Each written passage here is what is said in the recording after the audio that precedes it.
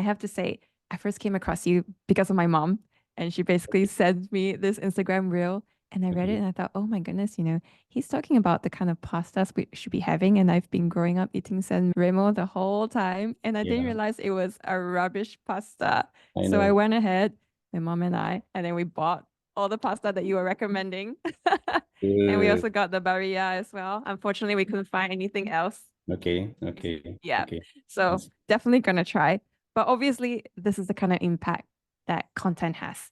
If it correct. reaches and it resonates with people, then we go, oh my gosh, we need to look into it. We need to do something or we need to buy. And Yes. then for me, because I ran a podcast as well, I thought, okay, who is this person? I would love Yeah, to know where this guy popped up from. yeah. And I learned that you ran Singapore's halal Italian restaurant. But before that, you actually came from London. You grew up there, Yes, but your correct. family is from Sicily. That's So I right. wonder if you can give us a little idea of who were you like as a child? What was it like growing up in London? I was very shy, Oh, completely different to what I am now that you see me on social media. Yeah, even 5 years ago, 4 years ago, I wouldn't be the same person as I am now. That could obviously comes through with confidence, but I was a shy boy. Yes, you can ask my mother, I was totally different from what I am now.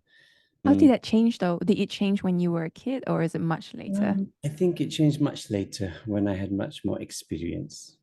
And when you go through life and have your ups and downs, and it's the confidence. It's definitely the confidence that you bring forward. And the more knowledge, it's all about knowledge. Knowledge is power. So the more that you know, then you're more comfortable about speaking about things. And then you're just not fazed by anything that should come in on a negativity base. So growing up in UK, a very good, close family, mom and dad, a very normal, I would say normal lifestyle, dad But would come very home from work, Italian. I heard that you very order your Italian. tomatoes and grapes from Sicily to make your own food. Yes, yes. My Wow. father was very traditional in that way. Mm. So he instilled in us from a very young age. I mean, because I had growing up in a house with me as well, my grandparents. So that's why I spoke Italian from a very young age. Everything is homemade. There's nothing that is purchased. Basically, how I run the restaurant now, we make everything from scratch. Even the bread is made from scratch. So I think that I brought that into the restaurant from when I was young. So everything that you instill in your kids will make them growing up into an adult, especially when it comes to food. So yeah, I mean, cooking of tomatoes. My father used to make the wine, so I used to make that with him when I was very young. So all of these basic skills, it was a chore at that time. You were just like, oh, dad wants us to do this, dad wants us to do that. But at that time, yes, you're just like nagging and we have to do it because we're forced to do it. But afterwards, you appreciate it. You realize that, oh, he taught us a lot of things, everything to do around the house, fixing things in the house as well. I wonder what were some of the classical dishes that you always have to have? The tomato-based pasta, I would have it at least 4 times a week. Mom would just put what we would call salsa. We just call it salsa in Italian, which is the basic tomato sauce with basil and garlic. That's the most traditional. So growing up with the smells in the house of always tomato, always having good coffee, Yeah. espresso.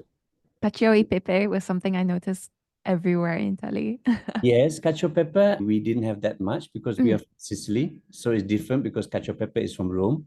So it's Ah, yes, that's where I was at. yeah, so it's different. Mom would actually do like butter and cheese, which is basically the same thing, but we just have Parmesan cheese with the butter. Okay, which you nowadays they call it Alfredo. Yes. Alfredo is another thing, but that's a very basic food for us. And of course, aglio. What do Italians eat every day? Very basic food. We do not have our truffle pastas or cream sauces, all of those things that people perceive us to eat every day, but that's not our daily food. It really And is. that's why you're not fat. That's why you did That's the why it's not that. And video that's on how this. we eat healthily. We have a lot of good olive oil. Mm. Pasta, of course, is to a certain standard. Of course, Nonna used to make a pasta as well. So it's very different. We always have homemade food every single day. And then we have either meat or fish, we have salads. We always have bread. I'm a lover for bread. I'm a sucker for bread. I cannot see a good loaf of bread and not purchase it. If I see a nice rustic loaf, I just have to buy it because I adore bread. Bread and pasta is my go-tos. So something that are very natural and basic, but actually are wonderful to eat. I think that's what I'm trying to get across to the people outside now, to eat healthily and bring it back down to the basics. Something that you said before we started, which resonated with me, was that you said Hold when you on. came to this part of the world, you noticed that people here don't really know what we are buying from supermarkets the way that Right. you would understand food back home in the Yes. UK. I wonder what were some of the things that stood out for you when you came here and you go, these are some of the things that you should be thinking about when you're buying food, but people here clearly Right. weren't taught to think about. Yes. I think that's quite a lot. In England, it's the same. And I think in some parts of Europe, but mainland Europe, they know what they're purchasing. We understand food differently. In Asia, obviously, you've never been taught, what pastas are good, what should we be eating. Vegetables, European vegetables are different to local vegetables in Asia, so they don't know quite what to do with the vegetable themselves. So, what should we be eating? Natural. Mm. Like when I did the butter video, I did that butter video just like on the spur of the moment. I said, tell you what, let's talk about butter and just tell them this is what I buy when I really want something good, which was the SG butter. And it just went ballistic. Everybody went to go and buy the most expensive butter. Like, you're buying a $12 butter. Do you know that? So it's not about the price always, but you need to understand the quality of what you're actually purchasing. If you're getting something on a lower grade, cheaper, it has, not say different additives in it, but it's made differently. It's Mm. made inferior. When you understand that and when you eat it, then you feel like, oh yeah, that's different. Why does that taste different? Because it doesn't have those impurities that that butter had. You're getting pure butter. So you understand, oh, this is what real butter tastes like. Yes. Why do we not cook with margarine? Because margarine is just full of other oils. They loosen the butters down, and that's why it's spreadable. But you can't get a butter to be that soft unless you put monosaturated different oils. That's why chef would never cook with margarine, because the sauce would just totally screw up. And then with the pasta, the same thing. Why was everybody going to San Remo? I didn't understand that. And literally everyone that stops me in the street or comes to the restaurant tells me that they have changed brands. Everyone. They do not purchase anymore San Remo. So I said, it's not that I'm against the brand. I'm not against anyone.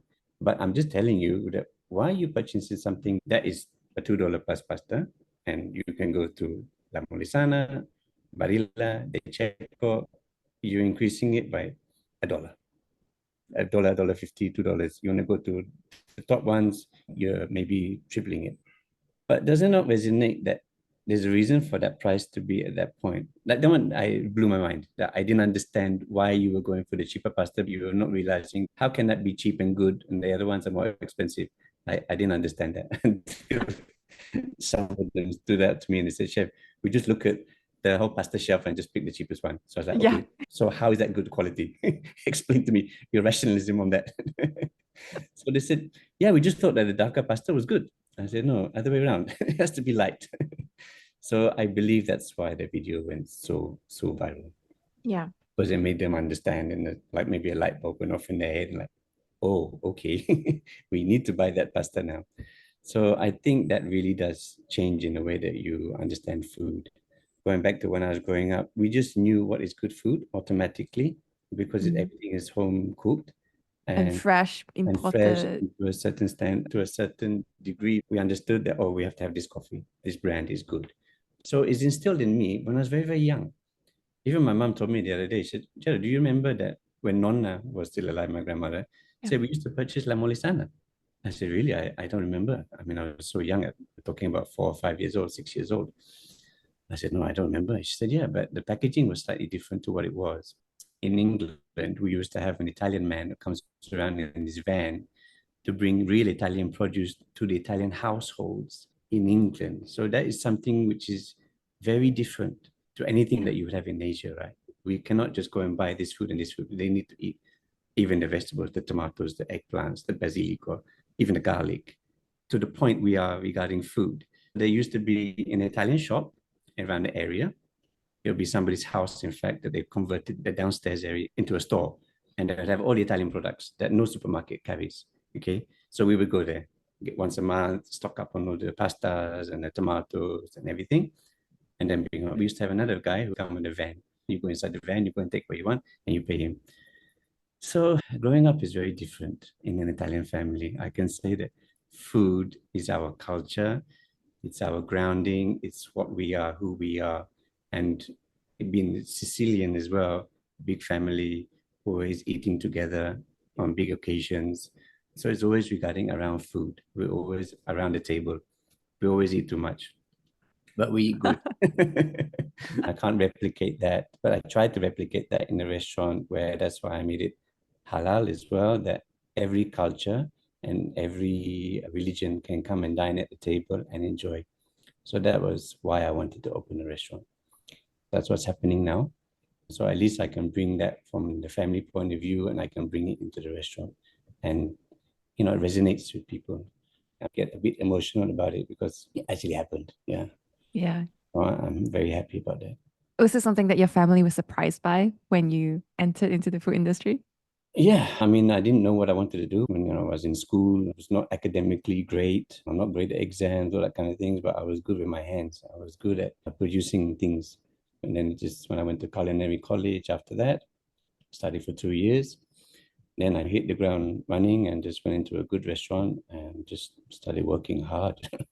Was And it different though, because you went to Red Hill Culinary College and you specialized in Italian cuisine, but you mm, grew up cooking Italian food. Did you yeah, learn new things? Was it different? going to culinary school was just getting the basics. Culinary schools are always based on French cuisine.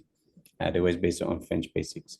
So all the terminology, all the sources are French based. So that was getting my basics right. And then going into the restaurants itself. I did work as a Saturday job even before I started college. I used to work with my father. He was a hairdresser. So I used to work with my father on a Saturday morning, go in at 9 o'clock, finish with him at 5 o'clock, go home, have dinner, he'd drive me to the restaurant at 6 o'clock, and I would do 6 until 11 o'clock. Wow. That was my Saturday. That's more But than a said, typical working day. like I said, my father instilled in me hard work and to earn your money. Nothing comes for free. So I knew the value of money as well. You The have the F&B industry is not easy and doesn't pay that much. I mean, I worked a bit as well in London. I didn't have an experience, so they didn't even make me a waitress. I was a runner. okay. But I Okay. was just shocked by how much work was involved, just the Mm, carrying of plates, the heat, the hours, so many things involved that I never appreciated when I was just a patron. yeah. Yeah. And it's not like you earn that much either. No, you don't. But again, at the beginning, it wasn't about the money anyway. I mean, I Mm. didn't care how much I was being paid. I was still living at home with my parents. I had a comfortable life, middle class family, we were okay, well to do. So it wasn't really about the money for me. It was just about learning the skills and getting the best. My father even told me when I started, he said, look, if you want to go to Paris, I put you in a Michelin star restaurant, it doesn't matter. I'll pay for you. And I said, Dad, I'm not that good. I told him that. I said, no, I'm not that good. I don't want to go into a Michelin star restaurant at such a young age.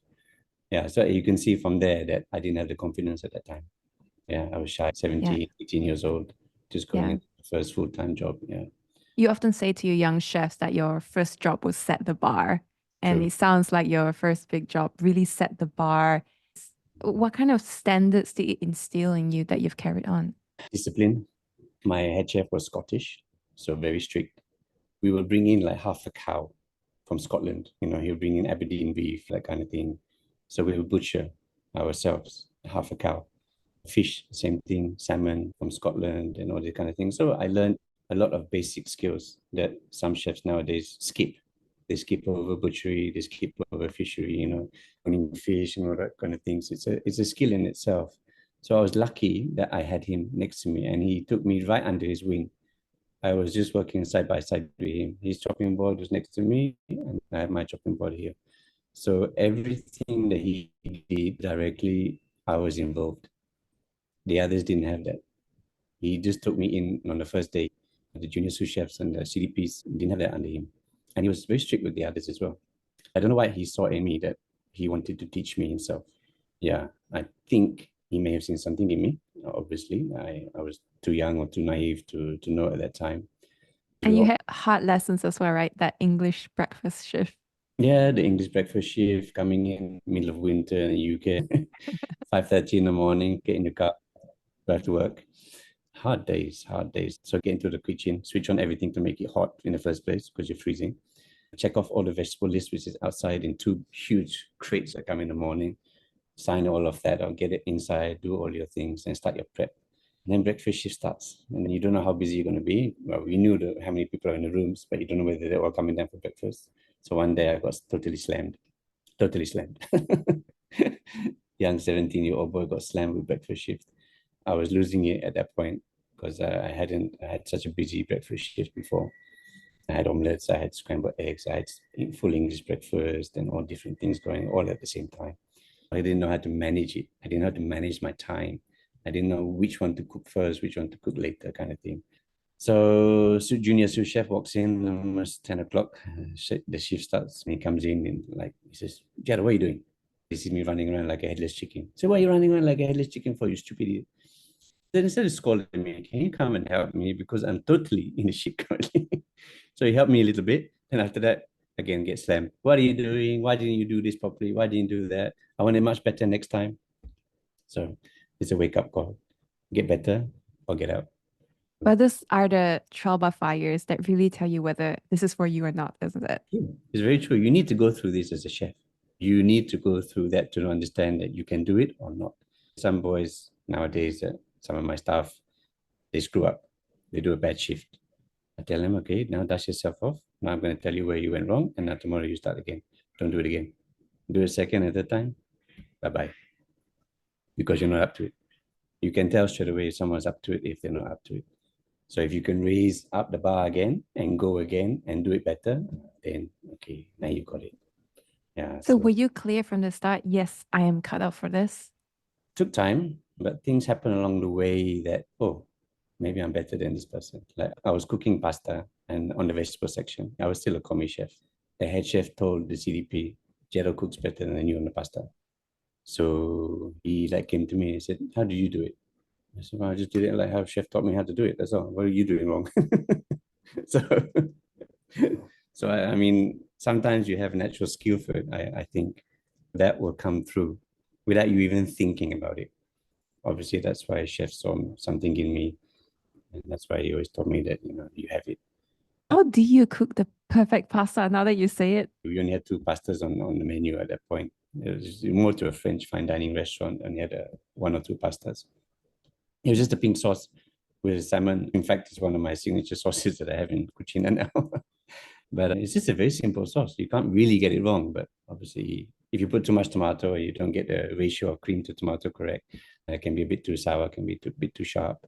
With fresh basil inside, with salmon.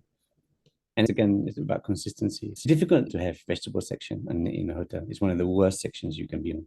Larder, which is the core section, and vegetable. There's so much work. It's like non-stop. And I noticed that you have worked at many, many different places. You worked at 5-star hotel. Then you decided, no, I don't want this. I'm going to go to a golf club. What is it like working in such different places? And you haven't even moved to Singapore yet. Yeah, very different environments. I just knew that hotel life wasn't for me. Progression is very, very slow in a hotel. Restaurants is much faster because you're working usually directly with the chef or even a sous chef very close. So you go up in the restaurant faster and you learn more. The ladder is faster to climb. Whereas in a hotel, you may stay in a position for maybe 2 years. And you don't have a salary increment. Commis 1, commis 2, commis 3, then you go demi chef. It's like so long, it takes forever. And I just knew that line wasn't really for me. It was all buffet work. I was a commis chef, but I was in charge of the section. So I should have been CDP actually. But you do all of the buffet work. You do all the cold for the club rooms. You do sandwiches. So it's a nightmare when, let's say, for example, you're preparing for a buffet and a club sandwich comes on order. Now I have to make a club sandwich while I'm doing buffet work. No, it's just like ridiculous. Like you hate doing it. And then I was approached by a golf club. I started there, totally different because it's members, right? So the members will actually own you. I don't like to be talked to about things that you have to do. So I didn't take to that also very, very well because they dictate to you what you need to do, right? I was like, okay, I don't really like this because I like to be a bit more free-spirited. So again, a bit regimental, but it's a learning curve. It's good as well. You do buffet work at the same time as doing a la carte, you do special night menus and that kind of thing. It's still good. Yeah, it's still enjoyment. At the end of the day, every place that you work, you learn the good and the bad. Yeah. And imagine one of your biggest learnings is when you decide to move to Singapore. And Yeah. just before that, you were 21, you had 3 month holiday in Singapore. You liked Yep. it so much, you decided to settle on the Yeah. other side of the world. What was that True. thought process? I came here very different, didn't even know Asia, didn't even know where Singapore was or even what it looked like. Big contrast to living in Europe. It's warm all the time, year round. And I think that's why Europeans, you like it. We always run away from the cold in the winter times. And I decided to try and find a job at the end of it. And I got my first job. But Started. why Singapore though? I'd always known that I wouldn't stay in England forever. Initially, I thought I may go to Italy, in fact. Yeah, why not? But then I had this holiday here, and then I just like, okay, let me try it out. So I tried it and then liked it, and then that's where it stayed. And I stayed here. Yeah. Of Do you course. mind the relentless pace? I mean, if you move to Italy, I remember going to Italy, the siesta is so Yeah. long. Yeah. Things are Very closed 2 or 3 hours in the middle of the day. correct. Very different lifestyle. Very different lifestyle compared to Singapore. I've said it before, that it's too fast. It's actually from the moment you're born until you rest. It's just non-stop. Too fast, a bit too fast, I believe, for the children, especially growing up. Always next step, from primary school, secondary school, and the work-wise is the same thing as well. Always have to be on top of your game. If not, you are yesterday's news. Yeah, I'm just used to that now. But sometimes you do need to have a break. It's nice to go to Italy and see a different pace in life. Enjoy, enjoy the life more because here it's just relentless. But now I settled down here, so can't complain too much. Your first jobs actually was at Pasta Fresca in Yeah, 1996, which yeah. I just popped into last year. I wonder, back in 1996, what was that like? Good. We had a lot of Italians, so I was the Italian chef at Bocchi. There was Italian managers. There was like 2 or 3 Italian managers. So it was run by Italians in 96, 97. I don't know whether now it's the same. And the service. The restaurant was very, very busy. Bocchi was 24 hours, 3 levels. It was nonstop. I have a team of, I think, about 10 chefs at that time, different shifts. Shocker when I started work because culture difference, the way I used to speak with a very British accent. They didn't understand the word I'm talking about. You've So I had, lost it now. yeah, I lost my British accent due to that, I think, because I had Chinese, mainland China. I had Malays, obviously, Sri Lankans. So very diverse. English levels are all different for everyone. So yeah, my accent changed. But I will only speak proper English when I speak to my mother again, and I'll go back to my original. Working at different restaurants is so different from running your own restaurant. And it was, Yeah, I believe, a unique concept back then because it's a yeah, halal Italian restaurant. and authentic at its core. Yeah, Yes. authentic. What Yeah. is an authentic halal restaurant though? I want to not make any of the food fusion. I wanted it to be Italian at the core and authentic in the technique that we cook and ingredients. Obviously, I had to remove pork and alcohol, which, to be honest, is a small part of Italian cuisine. Cooking with wines and all that kind of thing can be switched out. Obviously, pork, yes, we have our salamis, our prosciutto, parma ham, crudo, and cotto. Yes, obviously pancetta for the carbonara. The technique of cooking is the same. I'm not changing that technique. So when I make a classic carbonara, I say technically it's a classic carbonara. I don't use the guanciale. I use a beef guanciale, but the rest is the same. So I didn't want to change the flavors at all. I eat the food, meaning that it's Italian at the core. That was my priority on the food. I did not want to change it because I had seen a lot of Italian restaurants, whether fast food, halal, not halal, changing and not being really Italian at the core. What I wanted to share and explain what is Italian food to the local Malay Muslim community.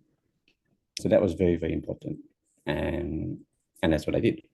Over the last 8 years, people understood what Cucina stands for, the quality, and that you're getting Italian food.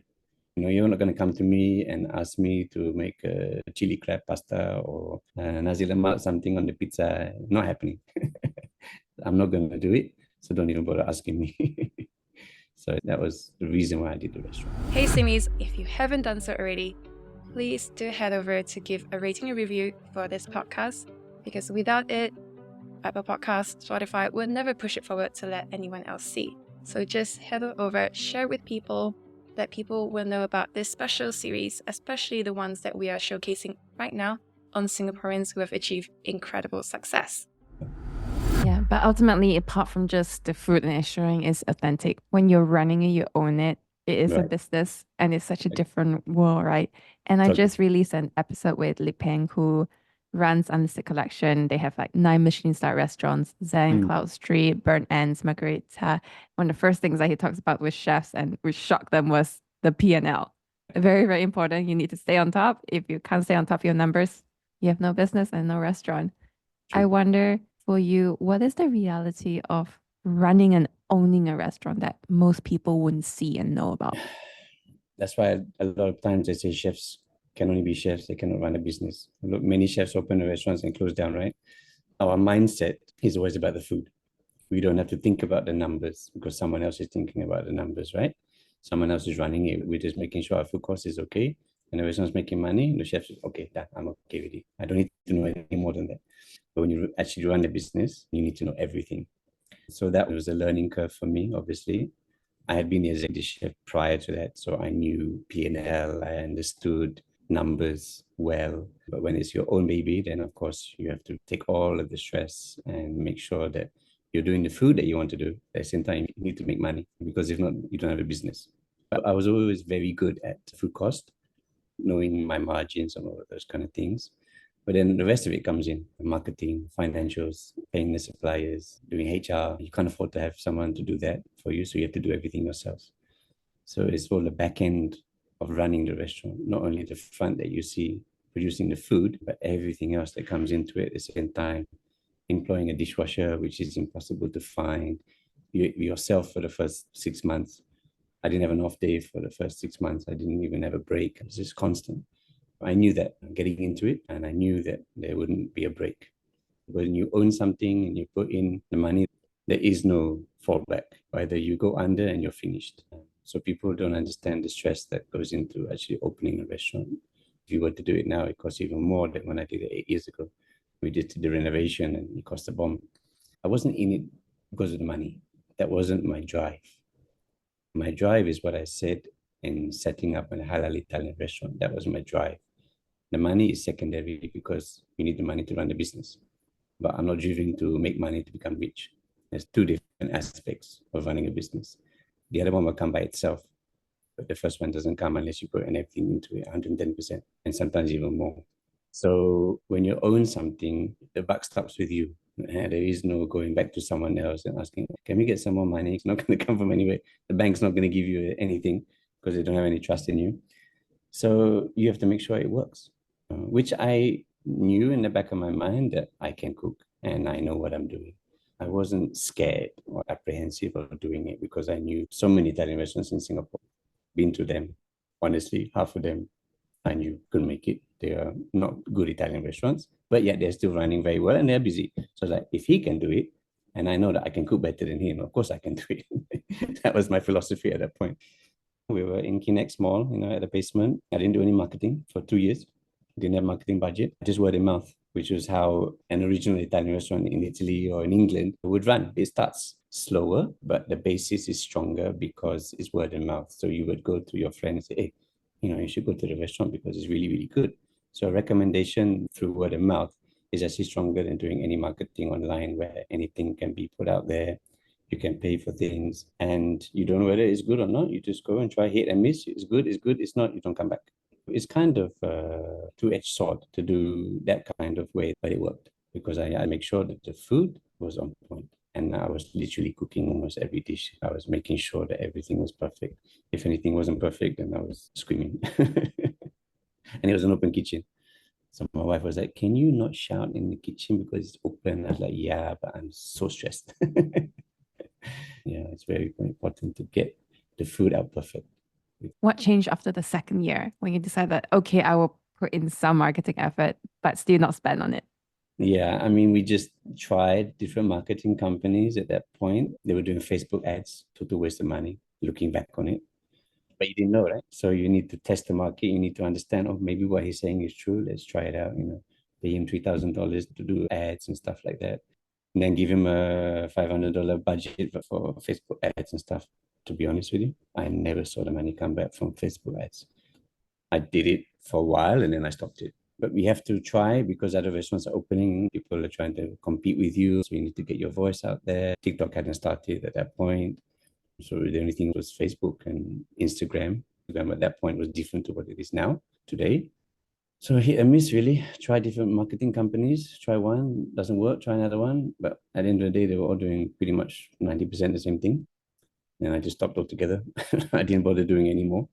In fact, I just did pop-up events on the weekends, these 3-day events all over Singapore, like maybe Expo and then do at MBS, just to do different pastas, just trying to get the name out there, do marketing in that way.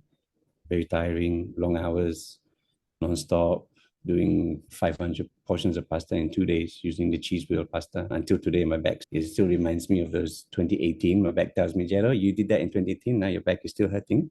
Yeah, I know. So just slogging it out really a lot in the early days, non-stop, relentless. That's the only way. And at what point did you see the change, the turning point? In fact, it was COVID. COVID was a blessing in disguise. Yeah. During it, nightmare. Trying to run a restaurant, going through COVID. I don't do that again. But on the flip side, when we came out of COVID, the business tripled. Why do you think that's the case? A few things came together. I had 2 ladies that came. One was a chef. She put out some content and she was quite big on IG, I think it was at that point, a well-known Malay chef. And one of the Malay artists as well came and said that the food was very good. So I think that had a knock-on effect. And at the same time, we were just coming out of COVID. So people had spending power, you see. I didn't start TikTok until 2022. So that at that point, it wasn't there. And then we just started getting popular early 2021. Yeah, just post-COVID. Restaurants just started getting busy and busy and busy. And then it was just booming. Food all the time. Weekends, I had to do double sitting, 6 o'clock and then 8 o'clock, 2 rounds, because the restaurant was only a 60-seater at that time. And the numbers just boomed. Things really, really changed after that.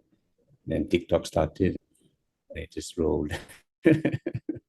What was the strategy that you had for your content that you're putting out? I imagine must evolve over time, and it's kind of the eternal struggle, right, of any entrepreneur. It's very much I know I need to put myself out there, but if I put myself out there, that takes time away from the business. So how do I find the balance when I can't find the immediate ROI from it?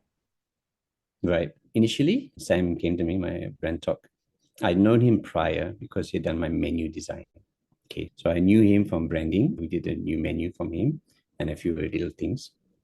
And he said, "Chef, do you want to just try TikTok?" I was on the fence at that time. I just opened my own TikTok account, but wasn't really using it. I was with another marketing lady at that time. I said, "Yeah, but I don't know how to do the editing. I need someone to do it for me. I don't have the time for all of these things." So Sam said, "Okay, just try it out for 1 or 2 months, see how it goes." I said, "Okay." So we did the first video where it was a special pizza and it got a lot of views and people were coming in immediately. The day it went out in the afternoon, people were coming in at night and asking me, "I want this pizza with the burrata." I said, "Well, first time I've seen something actually work." Facebook was just dead. I can put out a video and I see the return in the evening. So that was good. We did that a few times and I said to him, "If I'm going to do TikTok, I want to teach." And that was kind of my whole objective of Kucina, to teach from day one regarding Italian food. So if I'm going to do TikTok, then I will want to teach and show them how to cook good meals for the family. So he said, "Okay, let's do that." And I said, "Okay, let's start with some basic pastas and see how they go." Then the video went viral, over 2 million views. So from there, I knew that they wanted to learn. Then a light bulb went, okay, now I know what they want. They want to learn how to cook properly. It went from there. And did you find yourself going down this rabbit hole of, I wonder what else people are teaching out there that people really like? Yes, I've seen some content as well online. People are teaching the same kind of things that I was doing, but obviously the way that I came across, they liked it. They said that they like the way I teach. They like my voice. They like my accent. So it reminiscent with them and it just picked up from there. I never expected to have so many followers than what I have now. Suddenly I had 10, 20,000 followers. And then it shot up. It shot up to 60, and then it just kept on going up. And then it plateaued. We just kept posting videos. It really evolved. And then I did the supermarket videos. I said, let's go to a supermarket and see what good, bad pastas, all the rest of the things. Never expected it to do like 9, 10 million views. And like, That's true virality. yes, that is real virality. Yes. I saw that you posted about me on LinkedIn. So I replied to you. Yes, you I've did. gone into LinkedIn for so many months. And I just went inside and I saw that you posted that about me. I was like, wow, okay, even you picked it up. So big, very big. And then obviously from there, like as of now, my life has changed. I wonder because I love that you said life has changed because normally people look at it and go, well, I just want to run my business. I don't want to be an influencer. What does it actually mean to have so many numbers, really? Right. And I Yeah. wonder, what do you mean by your life has changed? What does that look like? Well, I have a lot of companies now coming to me to do collaborations. As you know, I have CS Fresh, but I have another two that I haven't mentioned yet. It's La Molisana, the pasta, and also Solis, which Yeah. is a Swiss manufacturing company, which I currently have now coffee machines and vacuum pack machines all around me. You did an acting debut as well. I did my acting debut late last year in a drama. Yep, I had that as well. So going viral helps a lot. The business is very, very busy. Life changed. So yes, many companies have approached me to do collaborations, and the restaurant business has seen a growth as well. Everyone's coming to see me. They want to take pictures with me all the time, and they expect me to be around there every single day. But unfortunately, I'm not around every day. Say, oh, we came to see chef, but I have to explain to them the team is running the restaurant now. I have a very strong team. That's why I can do what I do now because I have a strong team. Prior to that, years ago, the team wasn't what it is now. I have a very good manager. I have a very good team in the kitchen, very good chef, my sous chefs. They can run. They've been taught by me to cook, especially my chef. He's very good with Italian background. My pastry chef as well. So all of that is now taken care of. I am free to do other things regarding the business. Now, of course, I'm the face. I always have been the face, but now I'm more prominent, and it brings business.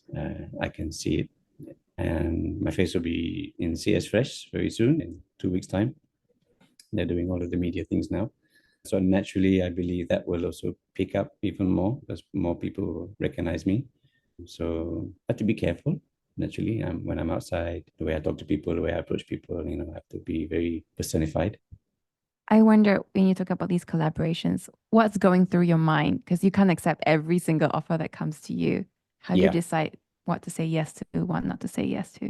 it has to resonate with me regarding the branding. Obviously, CS Fresh is on par with what Kucina is. They are all about fresh food, same as me. And then I can talk about how we cook in a restaurant and how I cook at home. And it can resonate because I can get the produce from there. Same with the pastas, the tomatoes. That's the reason why I went to CS to do the first video because I knew that they have all of the brands that I need to talk about. I thought that was the perfect collaboration because that's how you Yeah. went really, really viral. And now you can go in and you don't have to pay for it. Yeah. Now I was like, I have the whole supermarket to myself. Let me try everything that you're bringing in. Yeah. And they could see obviously the sales of the pasta went up, or they saw a change from one brand to the other brand, which was moving.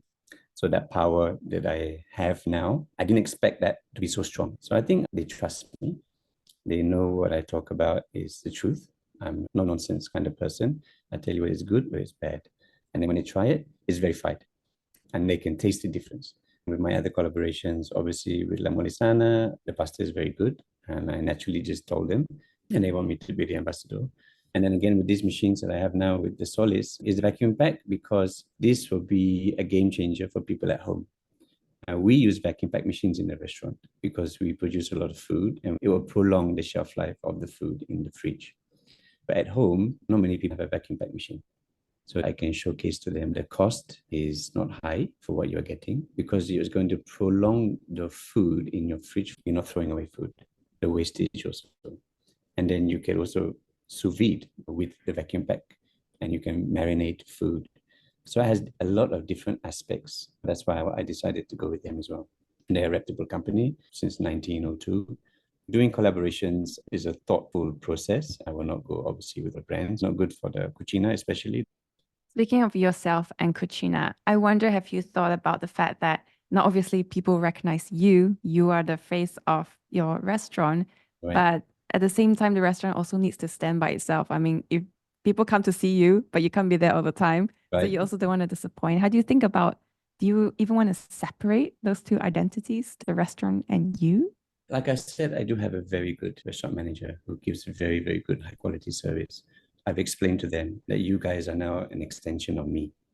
You need to understand what's happening online, because all the new people that's coming through the doors, to them is their first experience coming into Cucina.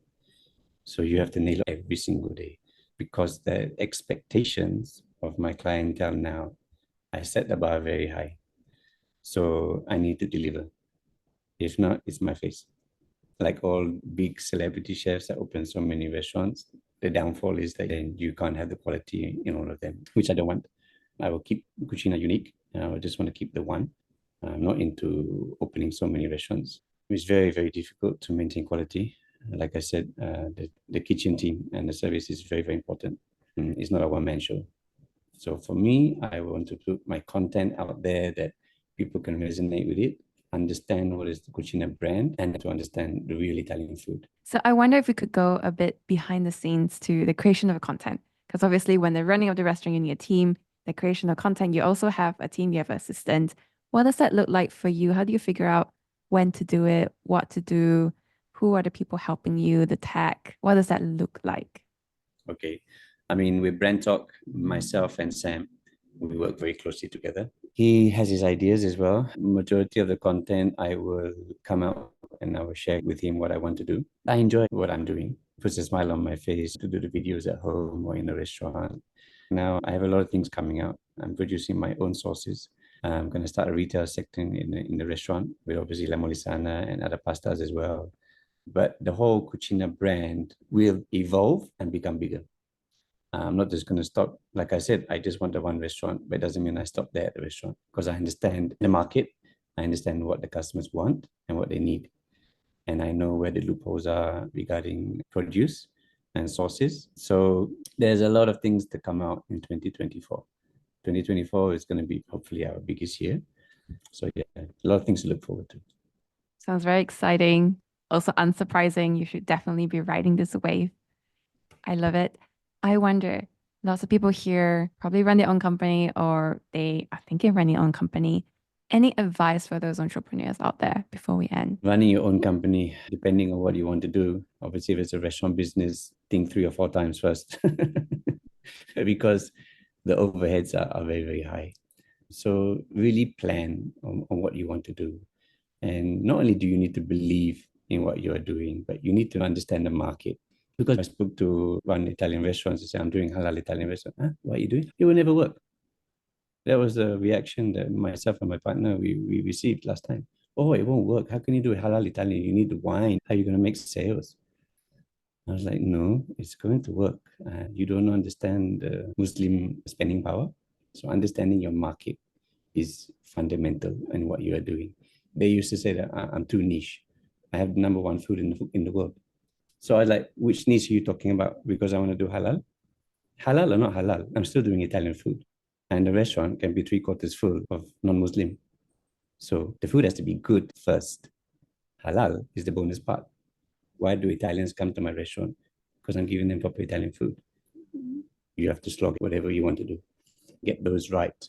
If you get those parts wrong, and that's where you fail. Speaking of doing what's right for you, do you feel at this point that you have found your why? Yes. Yeah, I got goosebumps when you said it. I Yes. finally found my why. Yes. Was there a moment when you thought, I found it?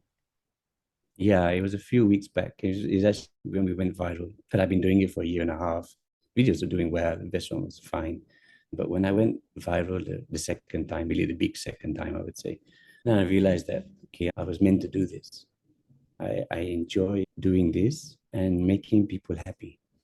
I like to fulfill their needs when they come to the restaurant. Oh, chef, could you make this for me? Because this is not on the menu. I'm like, okay, yeah, I can make that for you. So doing it on a larger scale now, I finally like, okay, yeah, I found my why in my life, why I became a cook, why I became a chef, why I went through all of those years slogging away. At the end of it, I found out my purpose. Having TikTok and Instagram now, I can share across those platforms that give me the leeway to do that. At the end of the day, that's what you want. Money, how many millions do you want? You just need to be having a solid business that can pay the bills every month. Yes. What kind of legacy do you want to leave behind? Legacy. I want Cucina to be a real Italian halal restaurant in Singapore. And I put it forward that I was the first to bring really authentic Italian food more to the masses. Hard work and dedication can go a long way. And I hope that the Cucina brand can last forever. Share the love with other people as well.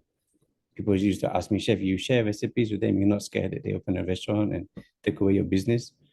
I said, really? You really think by a few recipes that I give online that they can open a business? Give some recipes away and running a business is two very, very different things. The reason I did it is for people to cook at home. And when they feedback to me, oh, Chef, I made your pesto sauce last week, or I made your soup and everybody loved it, it's enough for me. And what do you think are the most important qualities of a successful person? Being humble, number one. Don't let it go to your head. How big you are, there are still bigger out there. And at any time, it can be taken away from you. More people know me, so be more careful, more responsibility. But at the end of the day, be humble and just be thankful. And where can people go to find out more about what you are doing, see all your tips on the best pasta to buy, the best cheese? Naturally, go to my TikTok Kucina account and my Yep. IG. These two, I'm also on YouTube as well. These are my three main accounts. Obviously, coming down to Kucina, we're at Kinex Mall at Basement 1. We did the major renovations, so the restaurant is very big now. I can sit over 100 people. We have private dining rooms as well. We have diversified the business more in 2023, new menus. So please help us out and check us out and come down. See me. For sure. We will have to text you to make sure that you're actually there. Just before the final question, I had one question from my mom, and she insisted I asked you. She wanted to know, what is the secret to cooking the perfect al dente pasta? Very simple. You follow what your packet says. If the packet says al dente in 9 minutes, okay, your pasta has to be boiling water. There's salt in the water, at least a tablespoon of salt in your water. If it says 9 minutes, you put a timer on for 8 minutes, 1 minute earlier, because you want to finish cooking your pasta in the sauce. This is where people get it wrong. They don't follow the packets, or they will cook it over what it's supposed to be. Sometimes they put in the plate and then they put the sauce on top. That's not how you make pasta. You need to combine it. Okay. You need to have the sound of love, what we say. The juiciness of the pasta and the sauce combine as they emulsify. This is how you make a beautiful plate of pasta. And for it to be al dente, you cook it 1 minute earlier and then you just finish it in your sauce and that's it. And then you serve and you eat. Okay. And 100 grams of pasta is for one person. Raw pasta, 100 grams. Because in Italy, we weigh our pasta. Every single time when we cook pasta, we weigh it, which I think in Asia, they don't. My mother would weigh every single day. She would weigh the pasta. And like I do as well. You need to weigh the pasta because you need to understand the portion size. If you're cooking too much, then the ratio of sauce to pasta is wrong. So this is where you get big plates of pasta, soggy plates of pasta, too much sauce, too little sauce. And 1 tablespoon of salt in the water. You must put salt in the water, no oil in the water, please. So 1 tablespoon. No. Yes, depending on how big your pot is and how much you're cooking as well. I mean, if you're cooking a lot of pasta, then 2 tablespoons. You know, it's more than 3-4 liters of water. Then yeah, definitely. But no olive oil inside the water, please. I'm sure you saw my videos regarding that, right? That's a no. Never. It's not necessary. You're just wasting good olive oil. So big takeaway: less than 1 minute on the package. Salt, no olive oil. Correct. We should get good pasta from this interview now. Yes, you should. Just before, and anything else that we haven't covered that you really feel you want to talk about? I want to say thank you. I want to say thank you to all of my followers, the people who believe in me and follow me and DM me every day, wishing blessings on the restaurant, on the business, on myself. good health. I just want to say a huge thank you to all of them, because without them, I wouldn't be where I am now on social media. And I'm just happy to help everyone out. And I just want to say a big thank you and a lot of love from me.